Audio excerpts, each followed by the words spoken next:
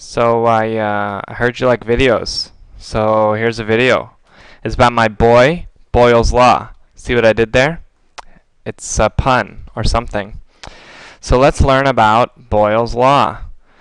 Well, this reading says that Boyle's Law is a principle that describes the relationship between the pressure and volume of an enclosed gas at constant temperature. What? Let's break that down. So principle, we know that's kind of like a law, so it's a set of rules, I guess, that describes the relationship. So we know a relationship is like, you know, the Kardashians or something. No, that doesn't make sense.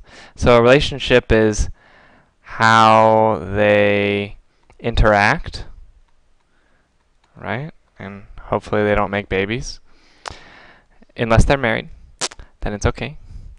Alright, so how they interact between the pressure and volume, so that's P and V, of an enclosed gas. Well, what does enclosed mean? So enclosed means it's shut off. So if I had a box like this, it has no top. That is not enclosed. I've got to put a top on it. Now it's an enclosed gas, right? So that would be an example. And it says at constant temperature. So that means temperature does not change. So constant temperature, temperature does not change. Okay. Okay, so let's learn about how pressure and volume interact when you've got a closed off gas at constant temperature. So according to this law, the pressure exerted by a gas held at a constant temperature, okay, so there's the pressure of a gas, varies inversely. I know from math, inversely is kind of like opposite, kind of,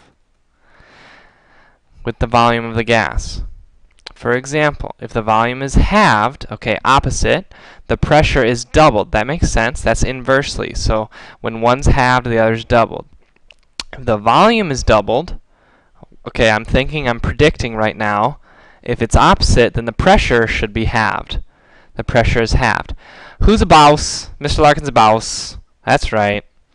The reason for this effect is that a gas is made up of loosely spaced particles moving at random. That reminds me of random molecular motion. If a gas is compressed, so I know compressed means pushed in.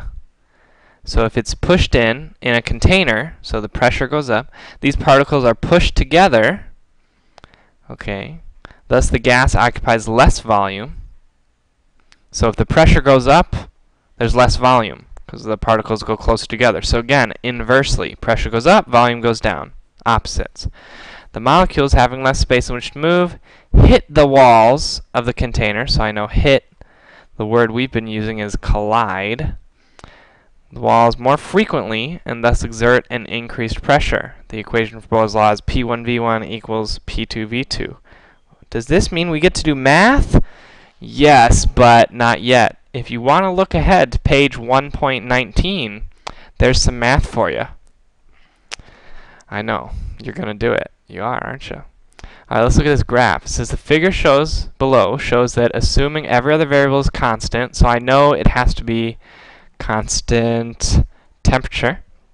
The pressure and volume of a gas are inversely, so again opposite, related. So here as pressure is going up, 1, 2, 3, volume's going down. Okay, I can buy that.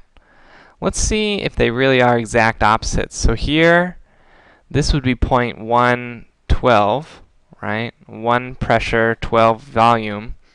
At 2 pressure, that's double the pressure, the volume should be half, and sure enough, it's 6.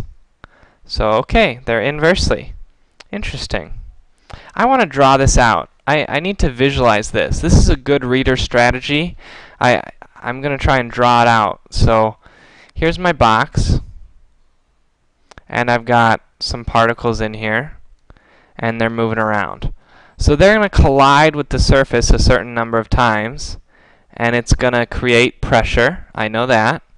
So now if I take the same number of particles and put them in a smaller box, so I've still got 4 particles, I need to convince myself that the pressure is going to go up, right? Smaller volume, inverse relationship, pressure should go up.